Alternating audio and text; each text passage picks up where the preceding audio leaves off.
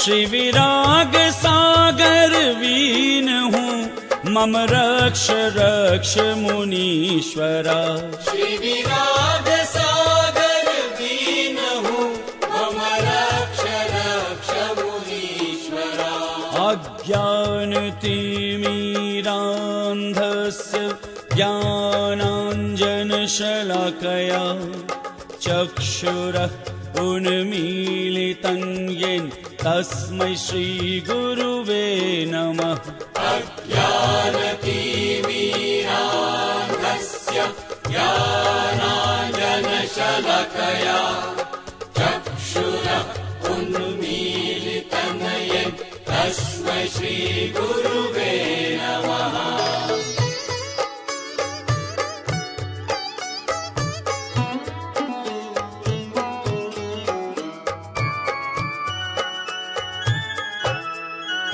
हे कठोर साधक हम तुम्हारी वंदना को आए हैं, श्रद्धा सुमन से पूजा की थाली सजा कर लाए हैं। पूजन करें वंदन करें और करें आरती भाव से।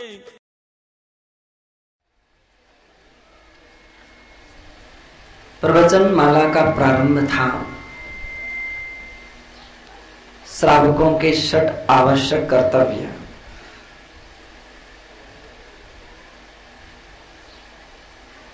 आवश्यक का अर्थ होता है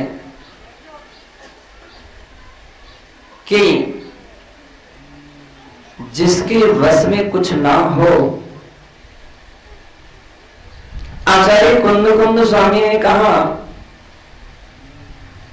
कि जो अवश्य होता है दुनिया में आपके बस चल सकते हैं अन्य वस्तुओं पर, उसे वश कहते हैं। दूसरे के अधीन हो जाए वो वश में है, और जिस पर कोई वश ना चले, कोई वश ना चले, उसका नाम है अवश। कोई कितना भी कहे कि मेरा स्वास्थ्य ठीक नहीं है तो पूजा ना करूं तो चल जाएगा क्या? नहीं चलेगा, क्योंकि अवश्य है वो। मुनिराज का सामायिक स्तुति वंदना आदि आवश्यक कर्तव्य हैं, उसमें कोई वश नहीं चल सकता है। स्वास्थ्य ठीक नहीं था, बुखार आ गया था, जुकाम हो गई थी, सिर दर्द कर रहा था, कल का उपवास था, इसलिए सामायिक आज ना करें तो छुट्टी दे दीजिए, प्रतिक्रमण ना करने की छुट्टी दे दीजिए। इसमें कोई छुट्टी नहीं दी जाती, इसमें कोई गुंजाइश नहीं है कि तुम्हारा उपवास था या नहीं था।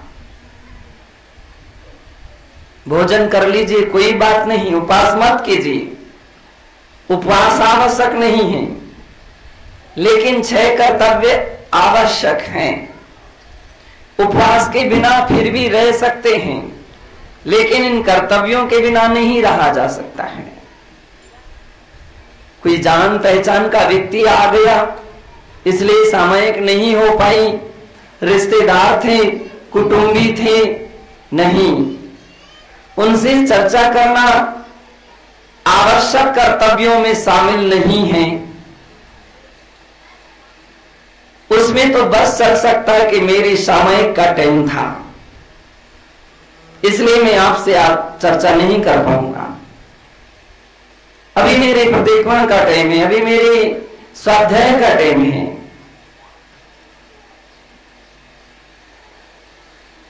उनके लिए बस में किया जा सकता है कि भाई अभी तो आपको इंतजारी करनी पड़ेगी, लेकिन प्रतिक्रमण के लिए नहीं कहा जा सकता है कि आपको मेरी इंतजारी करना पड़ेगी।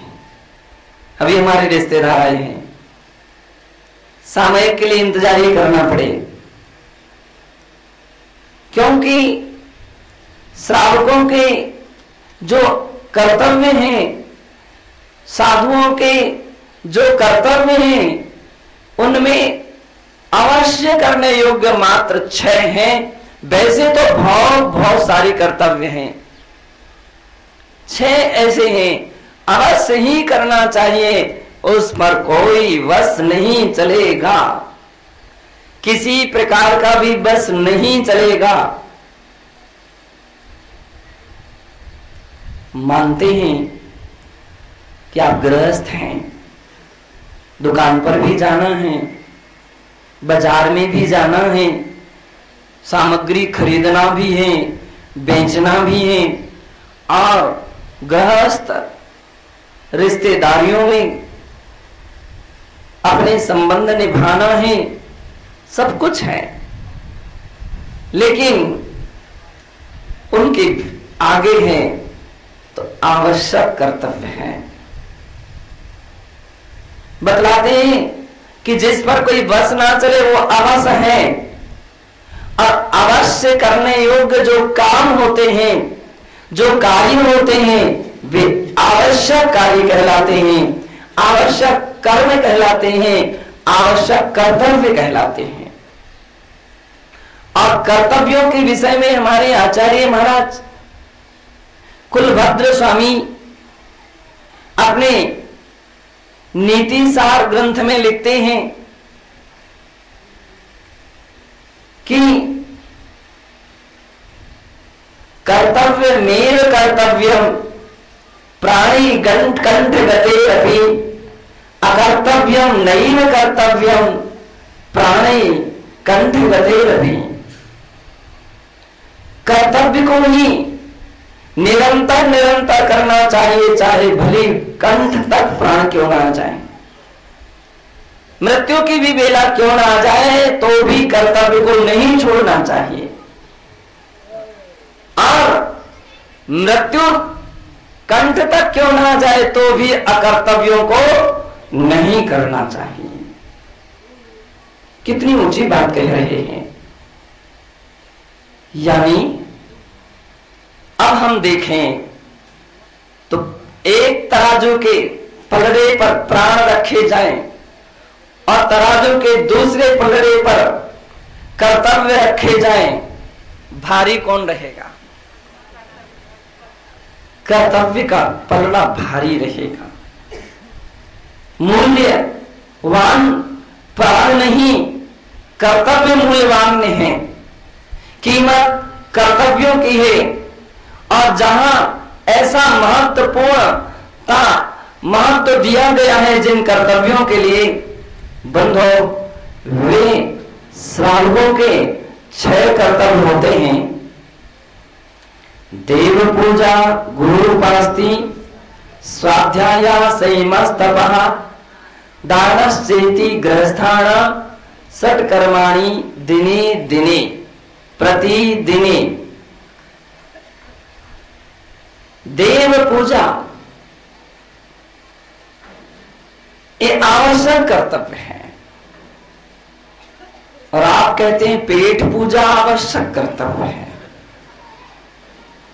हमारे यहां कहा गया है पहले भजन फिर भोजन, ये हमारी संस्कृति है। और आप पहले भोजन फिर भजन, और उदाहरण दे देते हैं लोग, भूखे भगत ना होए गोपाला, जा तोरी कंठी जा तोरी माला। लोग कहते हैं भूखे तो कुछ भी नहीं होता है। ये उनके लिए नहीं होता है जिनकी आस्था भगवान पर नहीं रहती है, सच्ची श्रद्धा नहीं रहती है। सच्ची श्रद्धा वाले जो व्यक्ति होते हैं उनके लिए तो पहला देव पूजा होती है। देव पूजा सम ना काम दूजा। देव पूजा की तरह उनके लिए दूसरा कोई कार्य नहीं होता है। इसलिए पहले देव पूजा फिर काम दूजा होता है उनका। पहले देव पूजा, पहले देव पूजा होना चाहिए, पेट पूजा नहीं होना चाहिए। खाली पेट में जब भगवान के चरणों में कोई व्यक्ति पहुंचता है तो बंधुओं भगवान जल्दी प्रसन्न हो जाते हैं। जब कोई व्यक्ति महाराज के दर्शनार्थ आता था और कहता था कि मैंने अभी भोजन नहीं किया है और बिना आपके दर्शन के भोजन नहीं करूंगा, महाराज के जल्दी दरवाजे खुल जाते थे। मैंने कहा ये तरीका अच्छा है महाराज श्री, क्या आपके दरवाजे इतनी जल्दी खुल जाते हैं? तो एक बार आचार्य महाराज ने कहा मेरे ही दरवाजे क्या भगवान के भी दरवाजे जल्दी खुल जाते हैं उन लोगों के लिए, उन लोगों के लिए जो पहले देव पूजा फिर पेट पूजा करते हैं। लेकिन जो पहले पेट पूजा करके आया है तो उसके लिए तो कहा जाता बैठो अभी क्या जल्दी पड़ी है, 2 घंटे बाद, 3 घंटे बाद, 4 घंटे बाद, और क्या जल्दी जल्दी करते हो? आज नहीं कर पाओगे चर्चा कल कर लेना, क्या परेशानी है? खा पी करके तो आए हो। कीमत आपकी दृष्टि में भोजन की है या भगवान की? और जब भगवान की कीमत अधिक होती है तो भोजन की कीमत कम हो जाती है और व्यक्ति आता है कि हे प्रभु भोजन आपके सन्मुख कुछ नहीं है, भोजन के बिना हम रह सकते हैं लेकिन आपकी पूजा के बिना नहीं रह सकते हैं। और वह व्यक्ति भगवान की पूजा आदि में संलग्न हो जाता है, वो भगवान की पूजा में संलग्न हो जाता है क्योंकि उसकी दृष्टि में भगवान की कीमत आ गई। माता जी अभी सम्यक दर्शन की बात कर रही थी। सम्यक दर्शन का सबसे सरल तरीका, सबसे सरल परिभाषा ये है कि जहां धर्म हमको नजर आने लगे और इतना कीमती नजर आने लगे कि संसार की सारी कीमती वस्तुएं भी जिसके सामने कोई कीमत ना रखे, बंधो दृष्टि जहां आ जाती है उसका नाम है सम्यक दृष्टि। ऐसी आस्था जहां श्रद्धा जग जाती है उसका नाम है सम्यक दर्शन। यूं तो दुनिया में हर व्यक्ति सम्यक दर्शन की बात करते हैं लेकिन परीक्षा तब होती है जब तुम्हारे ऊपर आपत्ति और विपत्ति मंडरा रही हो और उसी समय धर्म भी अपने स्थान पर खड़ा हो और तुम्हारा ध्यान धर्म की ओर पहुंचे। बंधो समझ लीजिए आप सम्यक दृष्टि हैं, आपके लिए धर्म नजर आने लगे, समझ लीजिए आप सम्यक दृष्टि हैं। आप धर्म की ओर दौड़ लगाने लग जाओ, समझ लीजिए आप सम्यक दृष्टि हैं। आपकी पकड़ में धर्म आने लग जाए, समझ लीजिए आप सम्यक दृष्टि हैं। और ऐसा कहीं हो गया तो आपत्ति विपत्ति तो विघ्नौघा प्रलयम यान्ति साग्नि भूत पन्निका विशो निर्विशताम याति स्तुरी मानी जिनेश्वरी। सब कुछ नष्ट हो जाते हैं, सारा का सारा जीवन में इतना परिवर्तन आ जाता है, विपत्ति संपत्ति में बदल जाती है। क्यों नहीं, विपत्ति नहीं चाहिए। और आचार्य कहते धर्म के पास जाओगे तो विपत्ति मिलेगी, सबसे पहले विपत्ति मिलेगी। एक सज्जन ने कहा मुझसे आकर के कि मैं क्या करूं, जब भी मैं पूजा की सोचता हूं तो मेरे लिए कोई ना कोई विघ्न आते हैं, जब भी मैं पूजा करता हूं विघ्न आते हैं। मैंने कि घबराना नहीं, वे तुम्हारी परीक्षा करने के लिए आ रहे हैं और जो विपत्ति आ रही है, जितनी विपत्ति आएगी उससे कई गुनी मात्रा में वो परिवर्तित हो जाएगी और संपत्ति में बदल जाएंगे, सारे विविधाएं संप्रदाय में बदल जाएंगे, सारे संकट जो हैं वह आनंद में बदल जाएंगे। आप बिल्कुल मत घबराइए, विश्वास रखिए, धर्म विपत्ति नहीं देता, धर्म कष्ट नहीं देता, धर्म तकलीफ नहीं देता है। अभी तो अगर सारे तकलीफों को दूर करता है, धर्म यदि तकलीफ देने लगा तो बतलाओ सही, वह तकलीफों का अंत कहां होगा? अधर्म से होगा क्या? कभी नहीं होगा।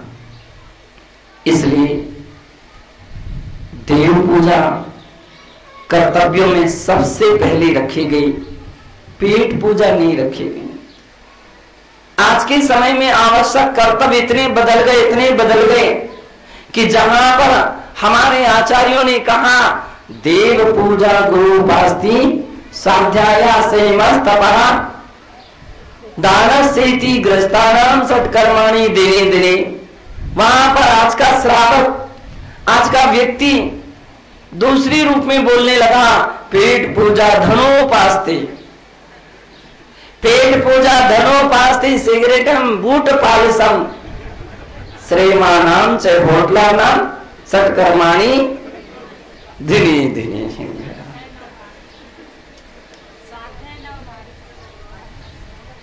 इन दिने दिने हो गए, प्रतिदिने हो गए हैं। दोस्तों ध्यान रखना होगा, इनसे सुख नहीं मिलेगा, मिलेगा तो देव पूजा से मिलेगा। पूजा का अर्थ होता है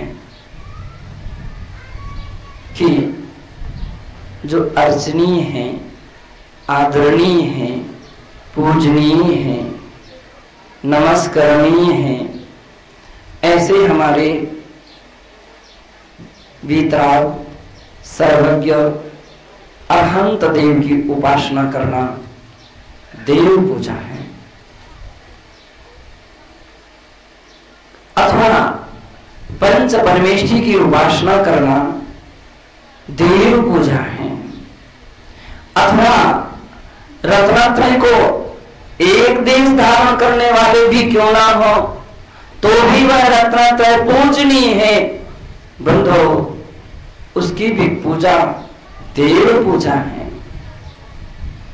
यहां तक ही क्या, पंडित बनारसी दासी ने तो यहां तक लिखा कि केवल सम्यक दर्शन धारण करने वाले सम्यक दृष्टि को करें बनारसी कर जोड़ बंधन, ऐसा वे उसके लिए भी नमस्कार करते हैं। और आचार्य समंत्रभद्र महाराज, आचार्य भगवान समंत्रभद्र महाराज बतलाते हैं कि चांडाल भी क्यों ना हो तो भी वह देवों के द्वारा सम्यक दर्शन से युक्त होने के कारण से पूजनीय हो जाता है, वंदनीय हो जाता है। व्यक्ति की पूजा नहीं, पूजा तो गुणों की जाती है और गुणों में उन गुणों की पूजा की जाती है जो मोक्ष मार्ग में प्रयोजनीय होते हैं, मोक्ष मार्ग में प्रयोजन भूत होते हैं। तो वे हैं सम्यक दर्शन, सम्यक ज्ञान, सम्यक चारित्र। और इसीलिए आचार्य उमा स्वामी ने जहां तत्पाल सूत्र का मंगलाचरण किया तो वहां लिखते हैं वंदे तद्गुण लब्धे, हम उन गुणों के लिए नमस्कार करते हैं जो भगवान में पाए जाते हैं, जो गुण भगवान के पथ पर चलने वाले निर्ग्रंथ गुरुओं में पाए जाते हैं। और तद लब्धे, उनकी प्राप्ति के लिए भी मैं नमस्कार करता हूं, उनकी प्राप्ति के लिए मैं नमस्कार करता हूं। पूज्यपाद स्वामी ने जहां भक्ति का व्याख्यान किया है वहां सबसे बड़ी बात इतनी कही है, पूज्येषु गुणानुरागो भक्ति ही। ऐसे जो रत्नत्रयधारी महापुरुष हैं वे पूज्य हैं, और उनके गुणों में अनुराग होना, आपका अनुराग संगीत में होता है। ढोल बजती है तो आपके पैर थिरकने लगते हैं। संगीत में नहीं। संगीत एक माध्यम है कि तुम्हारी परमात्मा के प्रति एक ऐसे गुणानुराग जगे कि भक्ति उछाल लगाने लग जाए, भक्ति जो है उमड़ने लग जाए, आपका मन मयूर नाचने लग जाए, आपका हृदय प्रफुल्लित हो जाए और आपका चेहरा भी प्रसन्नता से भर जाए।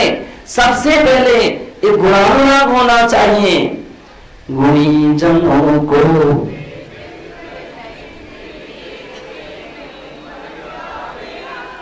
बने जहां तक उनकी सेवा करके मन यह सुख पारे। सुखी तो तभी मानूंगा जबकि ऐसा अवसर प्राप्त हो जाए। गुणवान व्यक्तियों को देख करके मन आनंद विभोर हो जाए, प्रफुल्लित हो जाए, और आप यदि मंदिर जाएं और आपके लिए कहीं मंदिर समस्या बन जाए तब तो बड़ा कठिन हो जाए। मंदिर कहीं बोझ बन जाए, मानते हैं छोटे बच्चों के लिए हो सकता है, वो जानते नहीं हैं, तो बोले तो मम्मी मंदिर, ऐसा करते हैं, आज नहीं जाऊंगा, क्योंकि वो अभी जानते नहीं हैं। आप जानते हैं बच्चे एक दिन ना जा सके तो चल सकता है, लेकिन आप ना जा सके तो ये नहीं चल सकता है, क्योंकि आप बच्चे नहीं हैं, आप समझदार हैं, आप श्रद्धावान हैं, आप विवेकवान हैं, आप क्रियावान हैं, ऐसे श्रावक हैं। तो बंधुओं, आवश्यक है कि हम आनंद से भरें। यदि मंदिर की बात आ जाए और आपका हृदय नाचने लग जाए, अवश्य पहले मैं वहां जाऊंगा।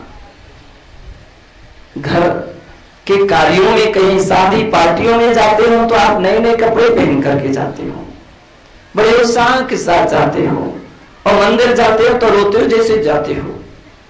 तो मंदिर जाना नहीं रहा। मंदिर जाने में तो वैसा उससे भी अधिक आनंद आना चाहिए। मानो आपके लिए बहुत बड़ा एक खजाना रास्ते में पड़ा मिल गया है, क्योंकि कहा गया है, मोरे हरस ऐसो भयो मनु रंक चिंता मणिलयो।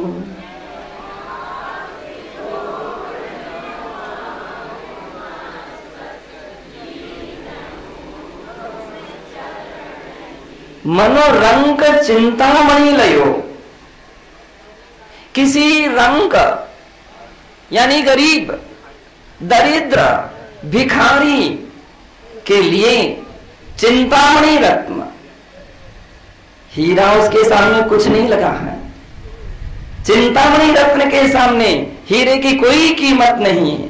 जवाहर, पन्ना आदि आदि जितने भी रत्न हैं, सारे रत्न चिंतामणि के सामने कुछ भी नहीं है।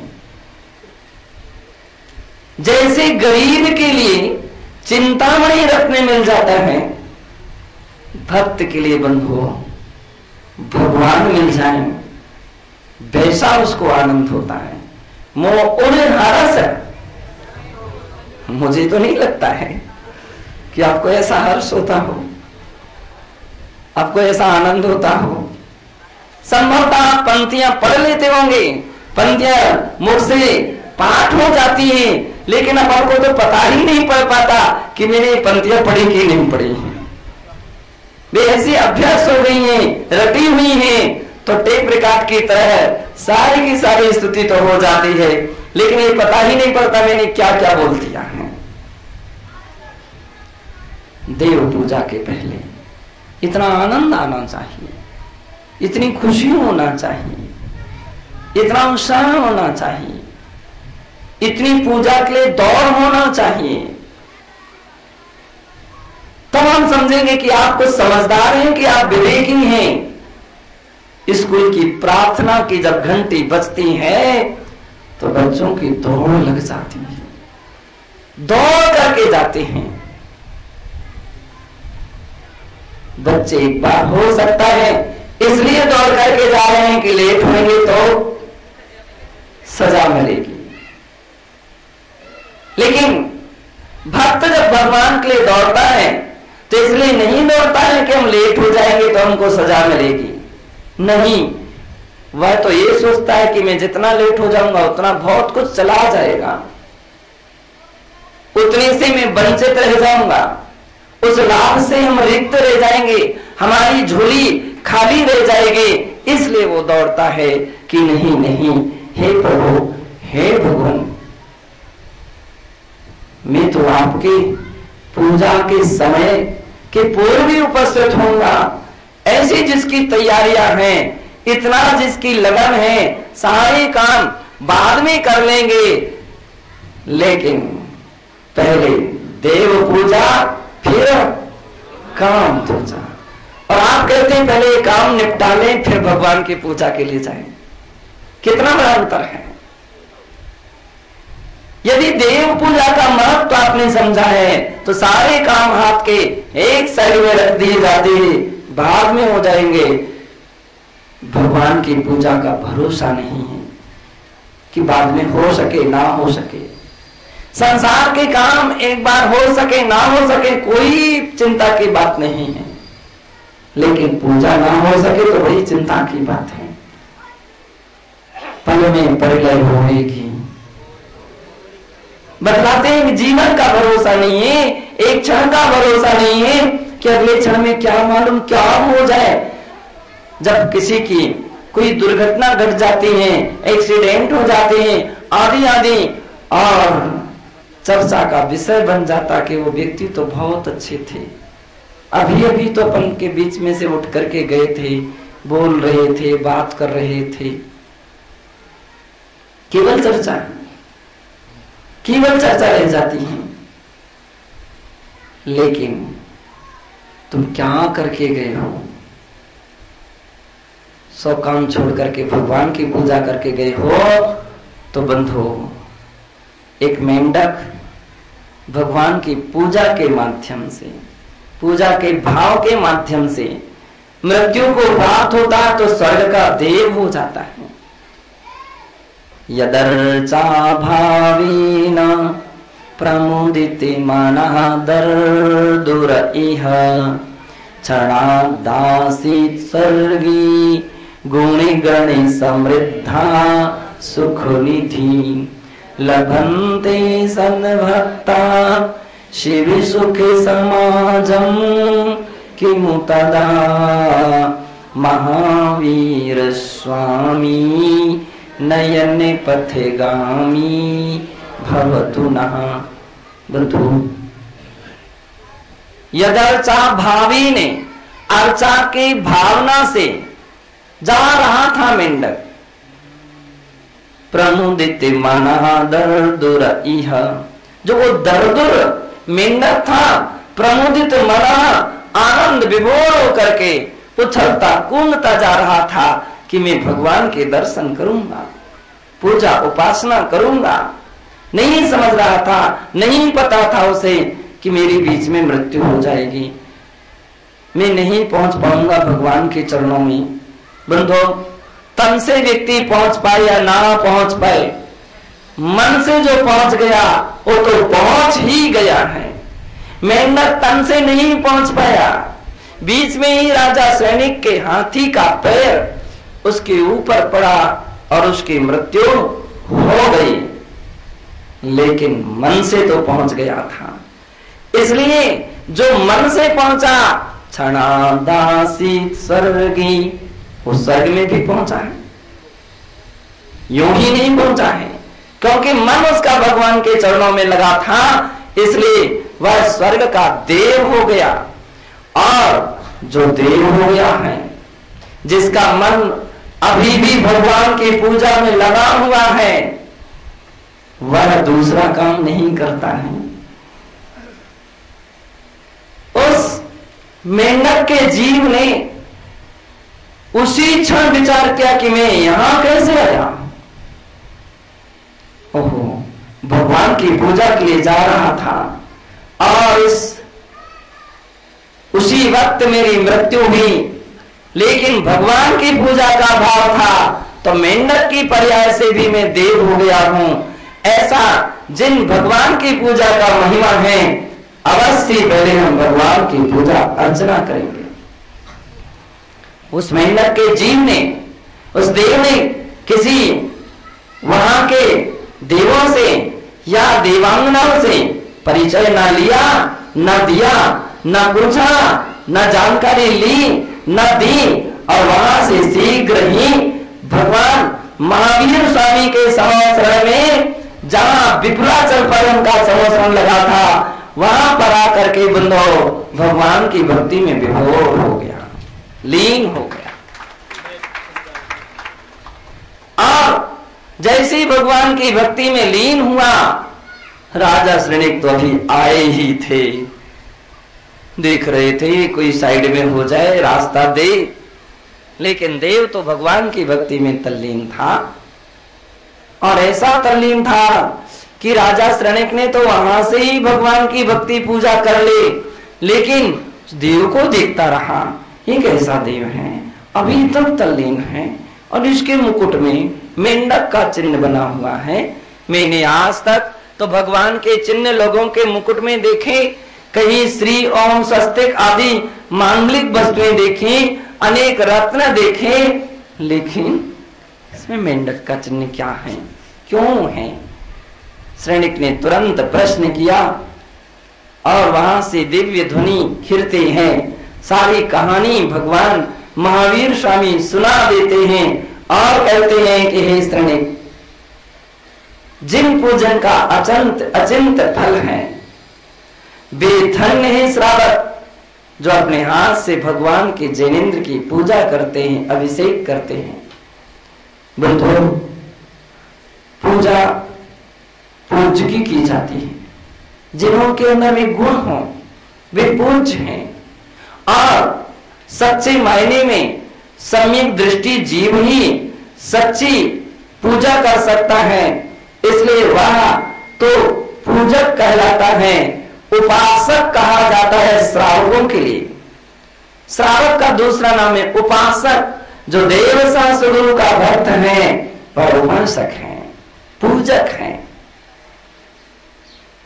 और जिस जिस विधि से की जाती है वह सब पूजा कहलाती है। पूजा की भी अलग अलग किस्म की विधि है, यद्यपि उसको गिनती में, संख्याओं में ना तो बांधा जा सकता है, ना गिना जा सकता है।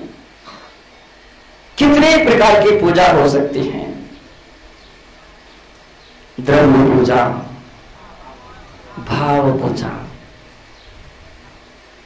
और लोग कहते हैं भाव पूजा महाराज की, द्रव्य पूजा श्रावक की, लेकिन नहीं, इस प्रकार की बात गलत है, ये सही नहीं है।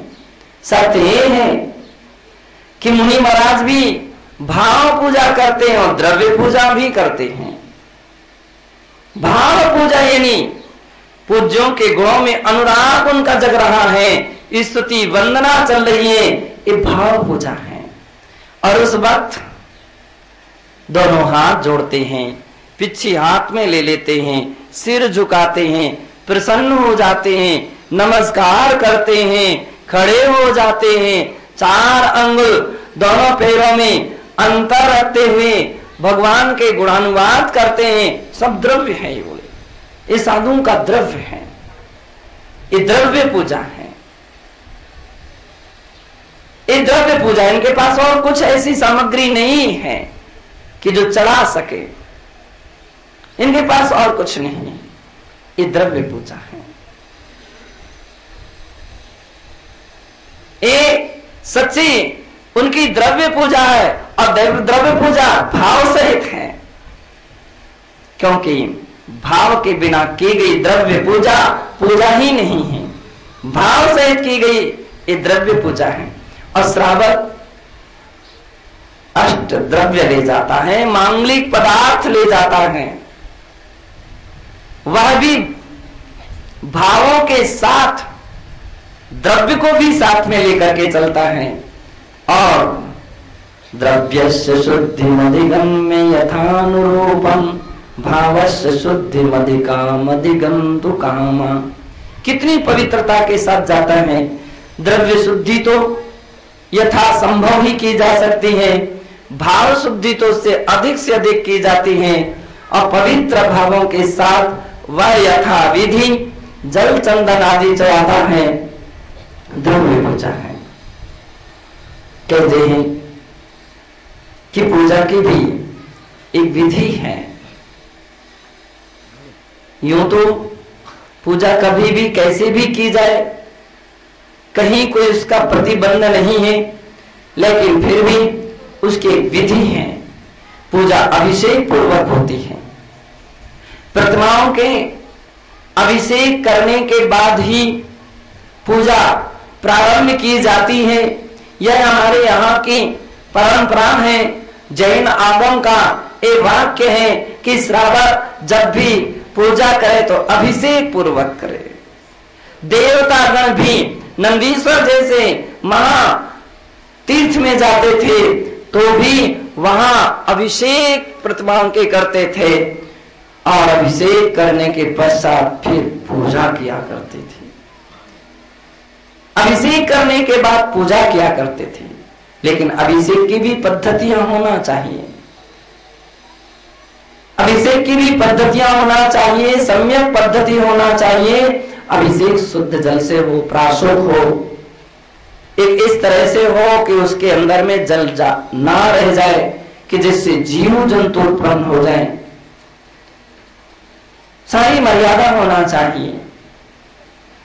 अभिषेक विनय के साथ होना चाहिए। हम जिस बर्तनों से, जिस कलश से अभिषेक करते हैं, दोनों हाथ से उस कलश को लेना चाहिए।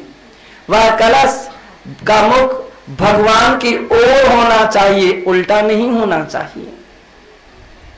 कुछ लोग ऐसा अभिषेक कर देते हैं, नहीं, भगवान का मुख यदि इस तरफ है तो अपने लिए ऐसा कलश होना चाहिए, ऐसा नहीं होना चाहिए।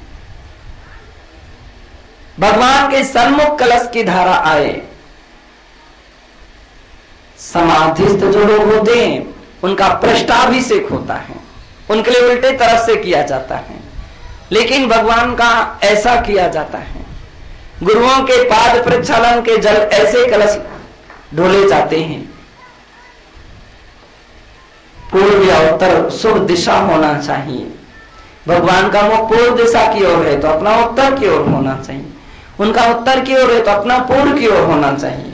हाँ, कई बड़े अनुष्ठान होते, बड़े आयोजन होते हैं जहां पर संख्या अधिक होती है तो आमने सामने खड़े हो जाने से दोष जो है उसके टल जाते हैं। कलश इस तरह से उठाना चाहिए कि हाथ से ना छूट जाए, भगवान से ना टकराए। इस बात का ध्यान रखना चाहिए, क्योंकि अगर इसमें अभिनय हो जाए तो बहुत बड़ा कर्म का भी बंध होता है। आसाधना नहीं होना चाहिए। बंधु, अभिषेक विनय के साथ होती है और अभिषेक करने के पश्चात व्यक्ति प्रक्षालन करता है भगवान का। लेकिन प्रक्षालन करते समय प्रतिमा को उल्टा नहीं करना चाहिए। पानी निकालने के लिए लोग कभी कभी उल्टे कर देते हैं। नहीं, आप प्रमाद छोड़िए, उसमें छन्ना डालिए उन स्थानों में और उस हिसाब से साफ कीजिए, पानी को सोखिए, लेकिन प्रतिमा को उल्टा मत कीजिए। प्रतिमा के लिए कभी पैरों के ऊपर मत रखिए, घुटने के ऊपर मत रखिए, उनके लिए टेबल आदि उच्च स्थान पर ही रखिए। फिर होता है यथास्थान विराजमान करने के उपरांत पूजा प्रारंभ होती है और उसकी सारी प्रक्रियाएं चलती हैं। और अष्ट द्रव्य की पूजा के पहले आवाहन, स्थापन, सन्निधिकरण। आवाहन करते समय मांगलिक द्रव्य ले लेते हैं, पुष्प आदि ले लेते हैं, लौंग ले लेते हैं और उसके द्वारा आवाहन किया जाता है।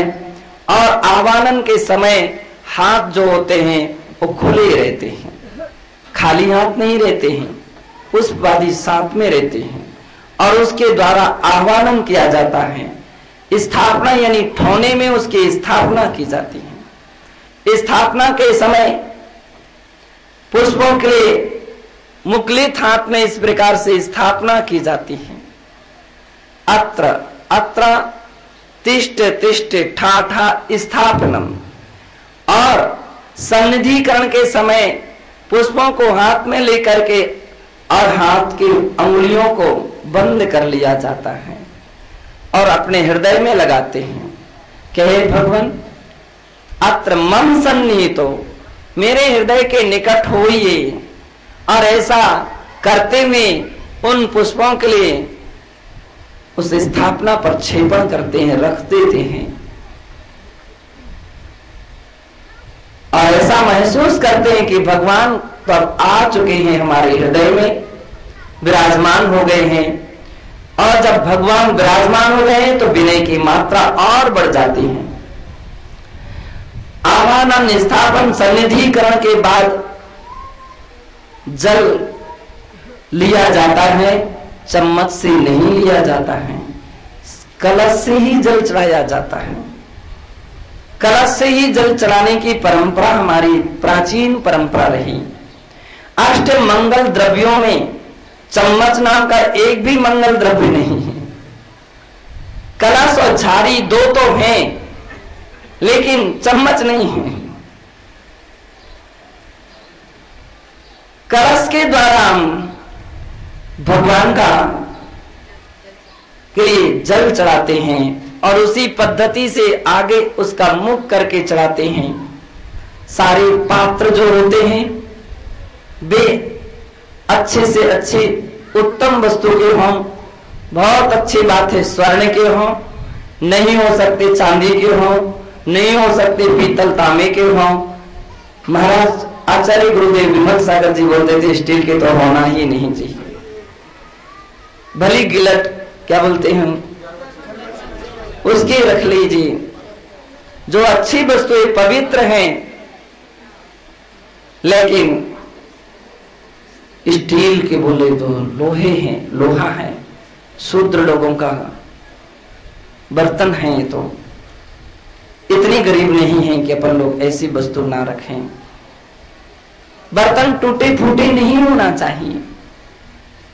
आप स्तुति करते करते, पूजा करते करते कई बार बहुत सारे लोग तो कलश को बजा बजा करके इतने उसके अंदर में पटके बना देते हैं कि शायद कोई व्यक्ति देखेगा तो यही कहेगा ये टूटा फूटा बर्तन कहां से आ गया। ध्यान रखो, मंदिर के बर्तन की भी कीमत करो। यदि एक पटका आ गया है तो बर्तन नया ला करके रखना चाहिए। गिर गया है, खराब हो गया है तो नया ला करके रखना चाहिए। तो तुम फ्री के बर्तन मिल जाते हो, उसी को बजाते रहते हो। बर्तन कोई संगीत की वस्तु नहीं है। तुम्हें बड़ी खुशी है संगीत बजाने की तो नया संगीत कुछ ऐसा सामान लाइए, बजाइए, कोई निषेध नहीं है। संगीत स्तुति मंगली प्रसरताम में सुप्रभा तो सबा। हमारे यहां तो संगीत से भी पूजा का उल्लेख है लेकिन बर्तन बजा बजा करके खराब करने का उल्लेख नहीं है। चंदन सदैव अनामिका उंगली से ऐसा चढ़ाया जाता है। अक्षर हाथ में मुट्ठी में चावल रख करके ऐसे चढ़ाए जाते हैं। पुष्प को खुले हाथ से या थाली में रख करके चढ़ाए जाते हैं। नैवेद्य नियम से थाली में रख करके चढ़ाई जाती, हाथ में रख करके नहीं चढ़ाई जाती। दीप थाली में रख करके चढ़ाया जाता है और एक बार जो दीपक चढ़ा दिया है वह चढ़ोतरी हो गई है।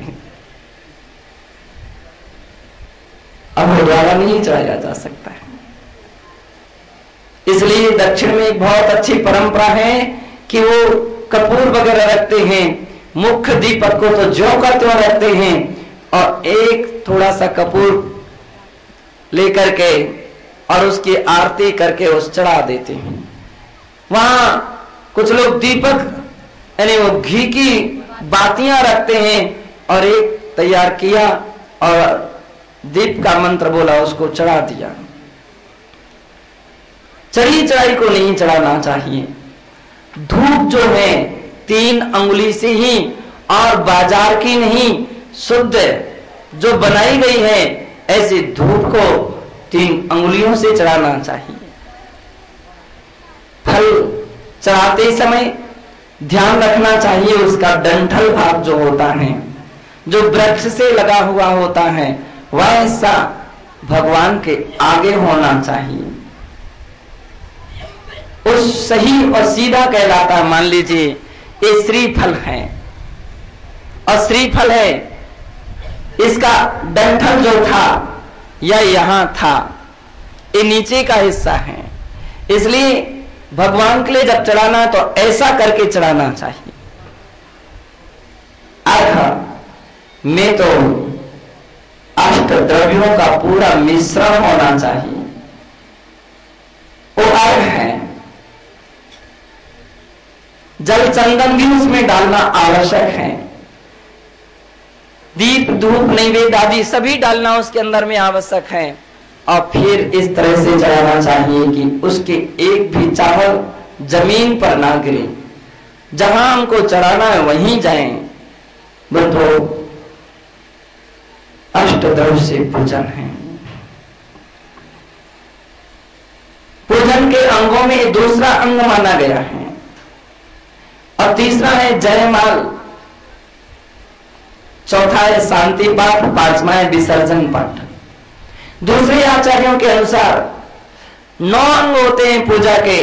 पहला अभिषेक, दूसरा आवरण, तीसरा स्थापन, चौथा सन्निधिकरण, पांचवा अष्ट द्रव्य से पूजन, छठवा 9 बार नमो, 9 बार जाप और 7वां है जयमाल, 8वां है शांति पाठ और 9वां है विसर्जन पाठ। ये पूजा के 9 अंग माने गए हैं। 9 प्रकार के एक प्रकार के विधि मानी गई है। जो इस प्रकार से विधि से भगवान जिनेंद्र की रचना करता है बंधो, वह अचिंत महिमा को प्राप्त करता है, अचिंत फल को प्राप्त करता है। हमारे शास्त्रों में कहा गया है कि देवाधिदेव चरणे प्रतिचरणम सर्व दुख निर्हरणम काम दुही कामदायिनी परिचनिया तो नित्यम। श्रावकों के लिए प्रतिदिन जो उत्पन्न हुए पाप हैं उनको धोने के लिए एक माध्यम है। देवाधिदेव चरणे परिचरणम सर्व दुख निर्हरणम, संपूर्ण प्रकार के दुखों को दूर करने में भगवान जिनेंद्र की पूजा समर्थ है। और काम दुही काम दाहिनी, काम मनोकामनाओं को पूर्ण करने वाली और काम वासनाओं को समाप्त करने वाली एकमात्र जिनेंद्र पूजा हुआ करते हैं। बंधो हम भाव भक्ति के साथ निरंतर भगवान की पूजा करके अपने जीवन को सफल बनाएं, अपने जीवन को सार्थक करें। उन दिनों की ही गिनती अपने जीवन में महत्वपूर्ण दिनों में गिने जिन दिनों में आपने इन पवित्र हाथों से भगवान के भाव सहित भगवान की अर्चना और पूजा की है। वे ही दिन पावन दिन है, पुनीत दिन है। समझ लीजिए उन दिनों ने ही आपके जीवन के यथासंभव सुख और शांति के रास्ते खोले हैं। इसलिए निरंतर निरंतर पूजा करते हुए जीवन को सफल बनाएं। इसी पुनीत भावना से जय बोलिए महावीर भगवान की।